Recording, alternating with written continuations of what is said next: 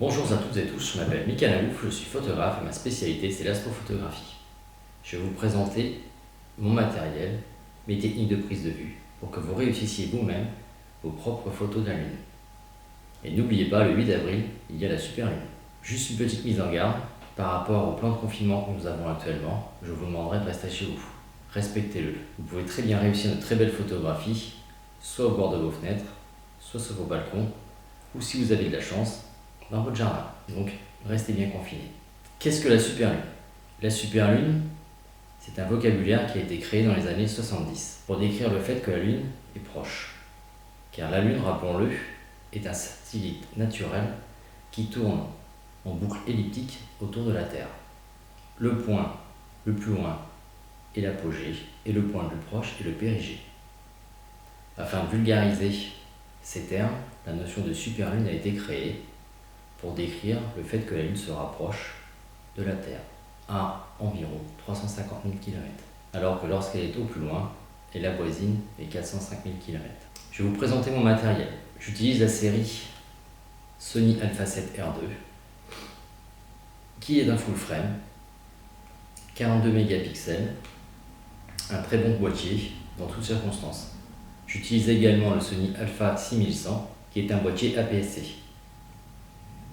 Par rapport aux objectifs, j'utilise deux téléobjectifs. Le premier, c'est le 70-200, ouverture constante f4, que je branche en général sur le capteur APS-C. Et le second, qui est le 100-400, objectif professionnel G, que je branche sur le Sony Alpha 7 R2. Et enfin, lorsque je veux me rapprocher encore plus près de la Lune, j'utilise un extendeur téléconverteur 1.4. Cela permet de multiplier la focale par 1,4. Donc mon 200 mm devient un 280 mm et mon 400 mm devient un 560 mm. Contrepartie de cet allongement de la focale, je perds en luminosité. Mon f5.6 devient un f.8. Mais pour la Lune, et surtout la pleine Lune, pas d'inquiétude, elle est très lumineuse. C'est le deuxième objet le plus lumineux du système solaire après le Soleil.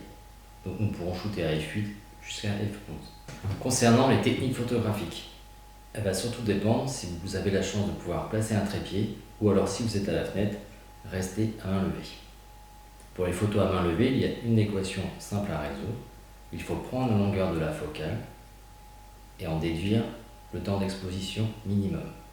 Par exemple, j'ai un objectif de 400 mm, mon temps d'exposition sera un 400e minimum. Idem avec le 200, focale 200, temps d'exposition 1/200e minimum. Comme ces temps de pause commencent à être un peu courts, la luminosité sera plus faible. Par conséquent, nous serons obligés d'augmenter un peu l'ISO. Idem, on prend à minima la focale. Donc, temps d'exposition 1/400e, ISO 400. 1/200e, ISO 200. Et comme nous l'avons vu tout à l'heure, vous pourrez avoir de bons détails à partir de f8 jusqu'à f11. Si vous shootez avec un trépied, les valeurs d'exposition pourront être plus faibles. En effet, le trépied permet d'éviter le flux de bougie. Donc vous pourrez avoir un temps d'exposition de 1/20e, 1/15e ou 1/10e. En contrepartie, il faudra baisser les ISO, car le temps de pause sera un peu plus long. Donc on pourra partir sur un ISO 200, voire 200 maximum, la Lune étant très lumineuse.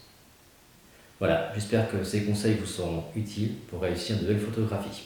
Si vous voulez continuer à suivre mes aventures d'astronomie et d'astrophotographie, je vous renvoie à mon compte Instagram qui s'appelle Astro Art Contrast. À bientôt!